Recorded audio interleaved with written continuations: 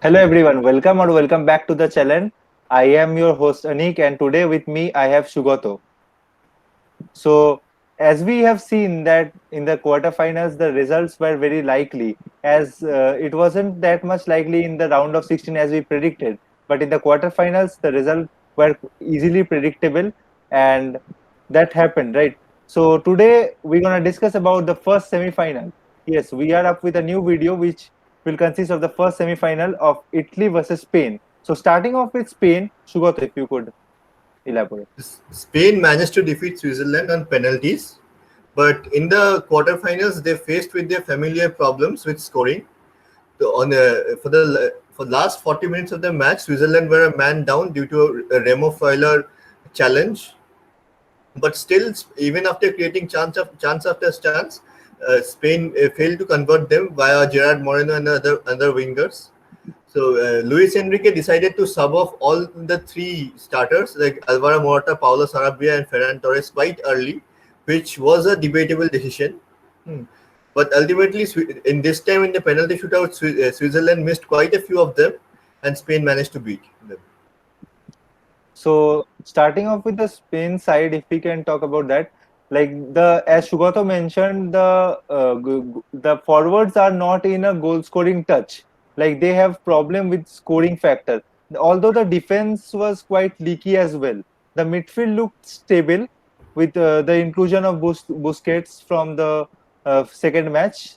So with and along with Koke and Pedri, like Pedri has been a revelation in this tournament. So as we have seen that Enrique is quite playing with the team and playing with the forwards. Like he's not sure whom to start, like whom to start in the wings. Like either it's Sarabia or Dani Olmo, or in the other wing it's Torres or Gerard Moreno, right? So that's the main issue Spain are facing. I guess Torres has nailed down his position on the right wing. But the main problem Spain might face, other than scoring, is they have a shaky defense. On the other hand, Italy, as we have seen, the defense is quite stable. I read a report yesterday on the Athletic that Chiellini almost goes through 1 hour long videos of each opponent center forward. And here they have Morata, whom he and Bonucci face a lot in training. So they know whatever tricks Alvaro Morata has in the bag. Also, uh, on an experience wise, Ferran Torres and Dani Olmo or Paulo Sarabia are quite younger than Chiellini and Bonucci, when they are old war horses and they might know whatever they have in store. Spain have in store. So coming to the Italian side, it's Donnarumma on the goal. The two center backs looks quite strong with inclusion of Bonucci and Cellini. The right back it's Di Lorenzo. In the left back, the Achilles tendon injury of Spinazzola has ruled him out of the tournament. So it will be a quite challenging factor with Emerson, their only substitute left back starting in his place.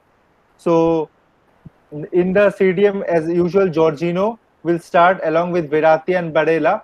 And in the forward, Insigne, Immobile, and Chiesa to start. Chiesa has regained his position in the squad after coming off as subs in the past matches and performing well and scoring goals at crucial moments and producing certain assists.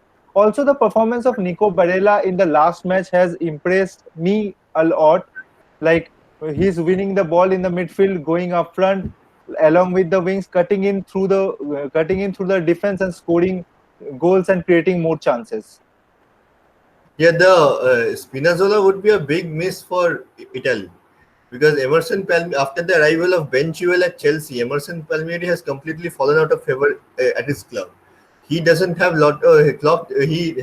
clocked a lot of minutes for Chelsea this season, and for that and in England where he has spent the last few seasons, he has not been that consistent also. But he is very highly rated in Italy, so his performance needs to be watched. On the other hand, I guess the main battle would be between Italy's midfield with Jorginho, Verratti, and Barella against the Spain's one, like with Pedri, Busquets, and Koke, with Pedri being the main creative force. Yes, I would like to agree with Shugato in this regard. Also, talking about Ciro Immobile. Ciro Immobile has been quite inactive in the last few matches. Like he has been quite slow. It's not we can't say him slow. Like he was quite out of the match for the like for maximum of the time. Like he was like not in his scoring shoes like as he used to do for his club levels, right? Yeah, I think among the key battles, though they might not go head to head, but the with both the teams having not having a prolific goal scorer in Alvaro Morata and Ciro Immobile, there would be a clash between the wingers with Insigne and Chiesa on one side and Ferran Torres and Paulo Sarabia. Like whoever among these four performs the best, whichever pair may go on to decide the match.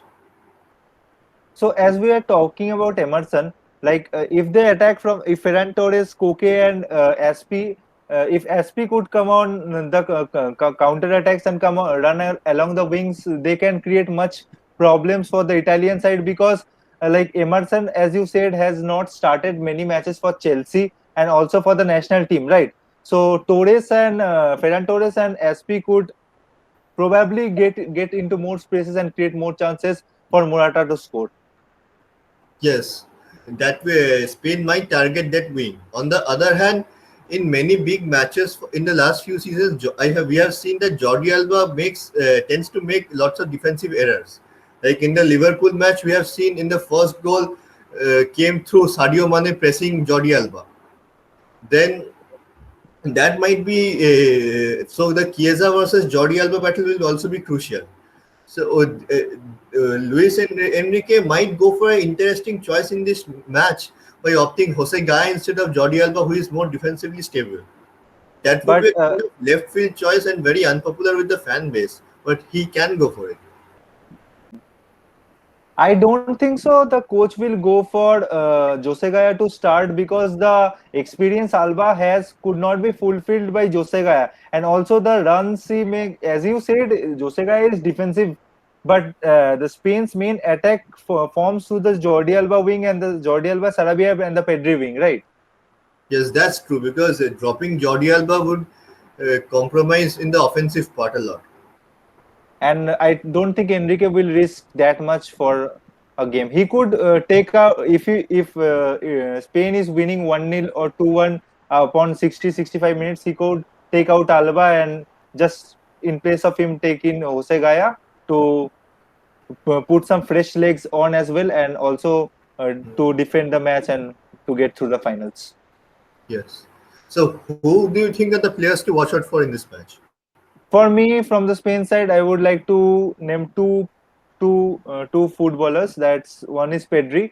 The young 18-year kid has impressed not only me, the football world, and the experience he have gained in so much little time has been quite phenomenal, right?